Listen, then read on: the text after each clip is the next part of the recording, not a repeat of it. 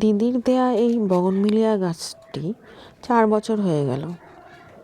মাঝখানে প্রথম দিকে আর কি, মাঝখানে না, প্রথম দিকে গাছটা খুব খারাপ অবস্থা হয়েছিল, মানে প্রায় মারা যাওয়ার মতন অবস্থা। আপনারা থাম্বনেল দেখেই বুঝতে পারছেন যে কি অবস্থা ছিল গাছটার প্রথম দিকে।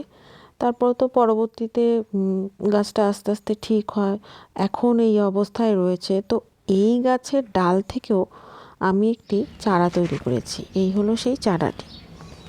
এই গাছ, এই বগনভিলিয়া সংক্রান্ত একটি আগে একটা মানে বড় যে মাদার প্লান্ট আমার কাছে এই গাছটা আছে এখন,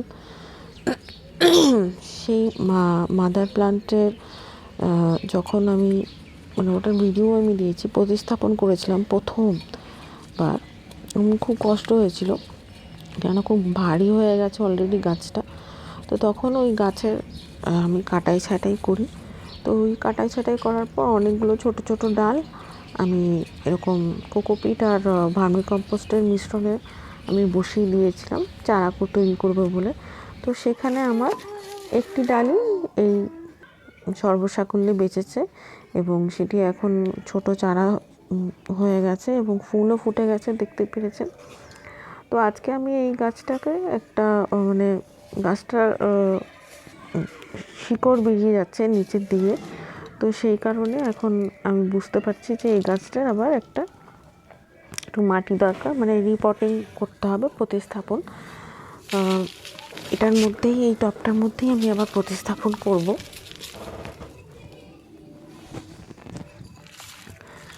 তো সেই জন্য আমি ভার্মি কম্পোস্ট, নিমখোল আর শিংকুচির মিশ্রণ দিয়ে আমি গাছটাকে বসাবো এবং তার সাথে কিছুটা মাটি আরও মিশিয়ে দেব এই মিশ্রণের সাথে।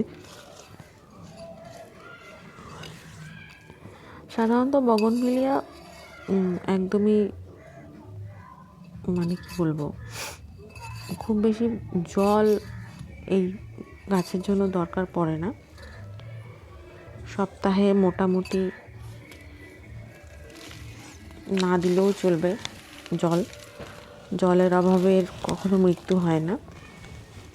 কিন্তু এই আমার এই মাদার প্লান্টটা যখন আমি অনেক দিন বাড়ির বাইরে ছিলাম, তখন প্রায় পুরো গাছটাই প্রায় অর্ধমৃতই হয়ে গিয়েছিল। যাই হোক, মানে অনেক দিনই হয়ে গেছিলো বাইরে, মানে বাড়ির থেকে বাইরে ছিলাম, তো জল দেওয়া হয়েছিল না।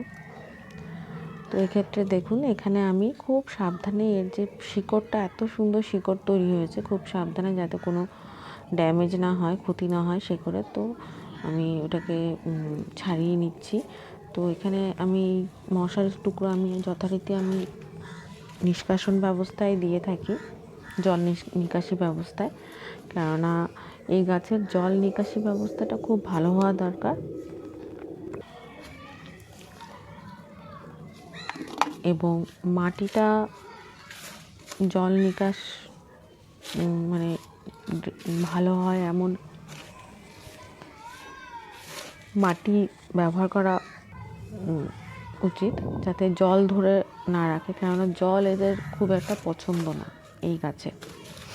যাতে জলটা ধরে না থাকে সেই ধরনের মাটি দিতে হবে। এবং ভালো সার যদি আপনি দেন, এতে খুব ভালো গাছটা আপনাকে ফলও দেবে। মানে ফল বলতে এখানে আমি বোঝাচ্ছি ফুল। আসলে এই গাছটা বেশ মানে পছন্দ করে, মানে সার পছন্দ করে, অবশ্যই জৈব সার দিলে দেখবেন গাছটা আপনার খুব সুন্দর ফুল দেবে।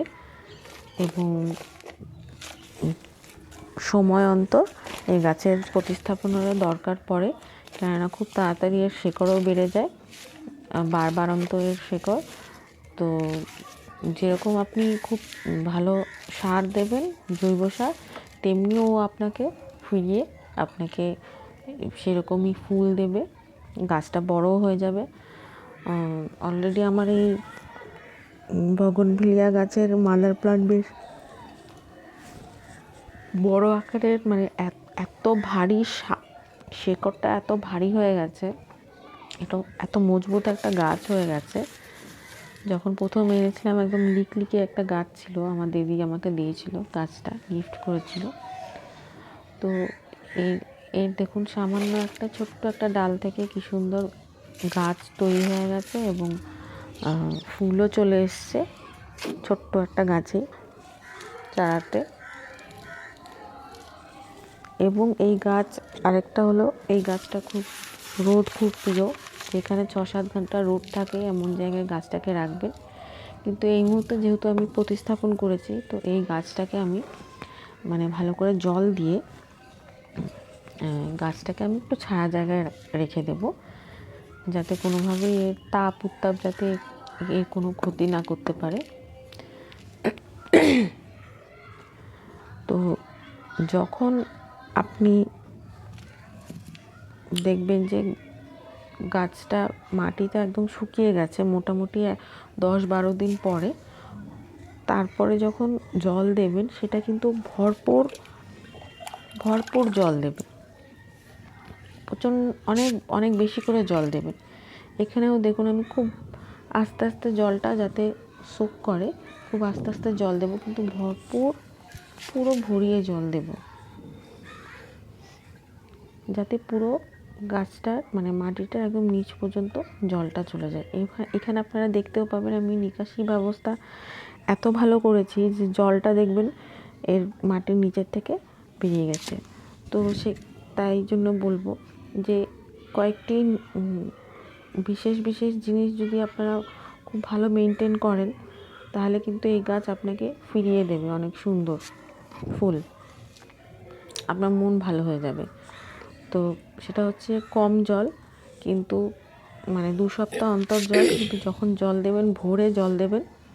এবং কম জল বলতে এই নয় যে যখন জল দেবেন কম জল দেবেন, কম জল বলতে এটাই বোঝাচ্ছি 2 সপ্তাহ অন্তর জল দেবেন। গ্রীষ্মকালে একটু কম গ্যাপে জল দেবেন, কিন্তু যখন জল দেবেন ভোরই একদম জল দেবেন। আর আপনার যদি মনে হয় যে গাছে ফুল আসছে না, তখন কি করবেন, গাছে জল দেওয়া একদমই বন্ধ করে দেবেন, দেখবেন গাছের পাতাগুলো ঝরে যাচ্ছে, তারপরেই দেখবেন জল দিলে গাছে ফুল ধরতে শুরু করে দিয়েছে। এবং অবশ্যই এটাকে পরবর্তীতে এটা একদম ফুল সানলাইটে রাখবেন। ফুল সানলাইটে রাখলে খুব ভালো, এর ভালো লাগে, এর প্রিয় হচ্ছে সানলাইট। আর সার দেবেন অবশ্যই জৈব সার। তো এই কটা পদ্ধতি যে যা বললাম যদি মেনে চলেন খুব ভালো, নর্মালভাবে আপনি সারা বছরই এই গাছে ফুল পাবেন। অবশ্যই গরমকাল এদের প্রিয় ঋতু, এবং শীতকালটা খুব একটা ওরা দেয় না, কিন্তু আপনারা যদি ভালো সার দিয়ে খাইয়ে রাখতে পারেন তাহলে এরা কিন্তু শীতকালেও ফুল দেবে। আমার গাছটা কিন্তু, আমার যে মাদার প্ল্যান্টটা, এখন কিন্তু শীতকাল, জানুয়ারি মাস, তো এখন কিন্তু ভালোই ফুল দিচ্ছে। এই দেখুন ফুল কিন্তু ভরেই রয়েছে, দেখুন এই শীতকালে কিন্তু প্রচুর ফুল, তাহলে বুঝতেই পারছেন গরমকালে আরও কত ফুল দেবে। তো সেরকমভাবে আপনারা সার দেবেন, জৈব সার প্রয়োগ করতে থাকবেন, এবং ফুল সানলাইটে রাখবেন, জল যেরকম নিয়মে বললাম সেরকমভাবে দেবেন, দেখবেন আপনার গাছ খুব সুন্দর ফুল, সুস্থ সবল থাকবে। আর অবশ্যই আমার ভিডিওটি ভালো লাগলে সাবস্ক্রাইব করে দেবেন, প্লিজ প্লিজ প্লিজ।